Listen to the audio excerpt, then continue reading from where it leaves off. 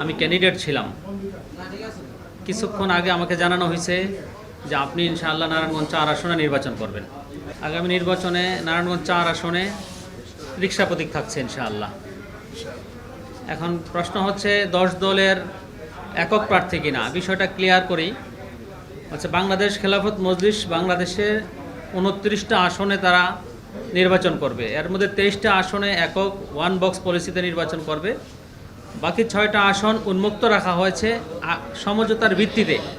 এই উন্মুক্তর মধ্যে এটাও আছে, এখানে বাত ব্যথা, প্যারালাইসিস কিংবা আর্থ্রাইটিস, আধুনিক ফিজিওথেরাপি ও পুনর্বাসন চিকিৎসায় নির্ভরযোগ্য নাম ডিপিআরসি। আমরা যারাই 10 দলের পক্ষ থেকে নির্বাচন করব, এখানে সবার জন্য উন্মুক্ত করে দেওয়া হয়েছে। নির্দিষ্ট কোনো ব্যক্তি এখানে 10 দলের প্রার্থী না। ভাই বিষয়টা বুঝে আসছে নাকি? ভাই বিষয়টা বুঝে আসছে? এই আসনটা 10 দলের আসন সমঝোতার ভিত্তিতে উন্মুক্ত রাখা হয়েছে। এখানে 10 দলের প্রত্যেকে নির্বাচন করতে পারবে। সেই হিসাবে ইনশাআল্লাহ বাংলাদেশ খেলাফত মজলিস মনোনীত আমি খন্দকার আনোয়ার হোসেন ইনশাআল্লাহ রিকশা প্রতীকে নির্বাচন করব।